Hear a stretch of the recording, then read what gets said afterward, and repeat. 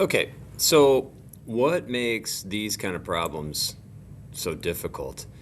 Well, I think it comes down to um, the units that we're dealing with, and when it says like, where is it? Where is it in here? Oh yeah, it's $13.99 per square yard, right? First, I got to get my pen working here. It wasn't working. Okay, so right in here where it says square yards of fabric, man, that makes this problem kind of complicated because right here it says tablecloth is a circle. Okay, so circular table, diameter, that's important information, 8 feet. So maybe you make a little drawing and you draw the radius as 4 feet, right? And then you want the area, of course, so we got to go pi times 4 squared, and it wants it rounded to the nearest tenth. Now, guys, I'm not going to go over every single one of like these types of problems because in my video back in our Google Classroom, I do some of this. So if you didn't watch the whatever it is second video, please do that. Yeah. I don't want to repeat myself here. Okay, so let's say we jump over to Desmos real quick, and hopefully the writing on the screen doesn't distract us too much. And see, I got to go pi times 4 squared. I can type it in just like I've got it right there. I could. I mean, I don't really need the parentheses even on it. But I get 50 point, and then it wanted me to round to the nearest, I think, tenth, right? So I think my answer is going to be 50.3. Let's try that real quick.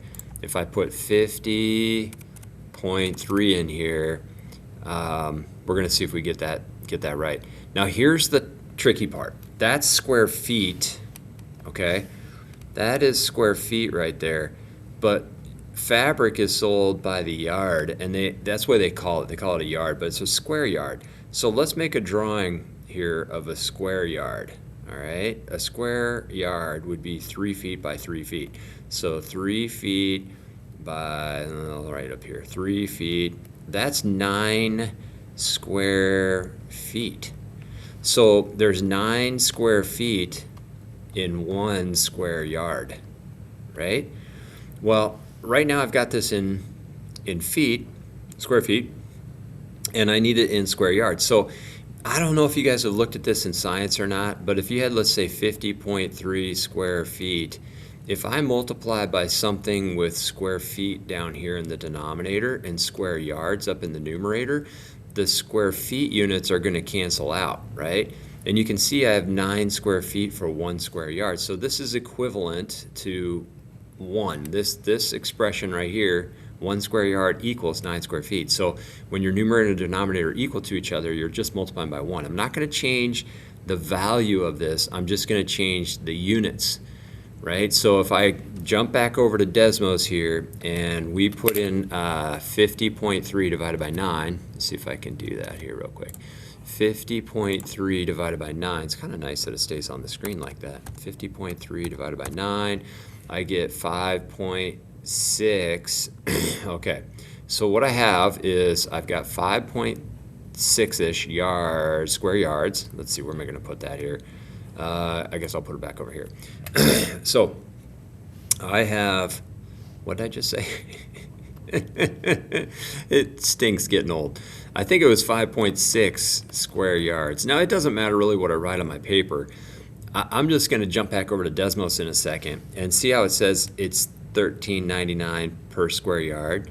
See, this is another one of those situations where if I pay attention to the units, 5.6 square yards, and I multiply by something with square yards down here and dollars up here, my ultimate unit is going to be in dollars because my square yards are going to cancel out. And it says $13.99 right up here. So the units kind of tell you what you need to multiply by.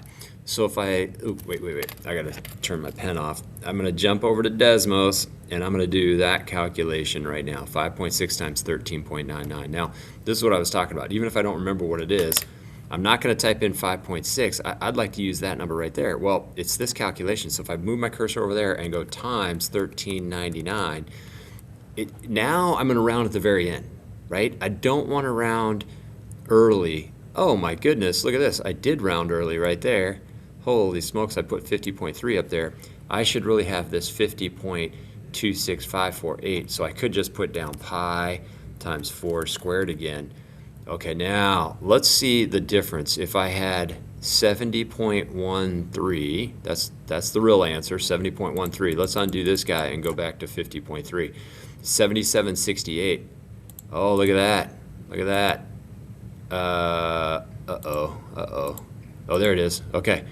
So 78, big difference, 78.13. 78.13 is what I want to plug into here. 78.13. Okay. And I can't see my check button right now because my face is on it. Hey, I got it. Okay. So I want you to try some of this on your own. Call me or Mr. Gazzetto over and we'll help you out with it. All right? After you're done with this assignment, we need you to jump over to Alex, and there's an assignment in Alex called Circles Practice. Okay, Circles Practice. Do the best you can with Circles Practice, and I'm here to help you out. Thanks for watching the video.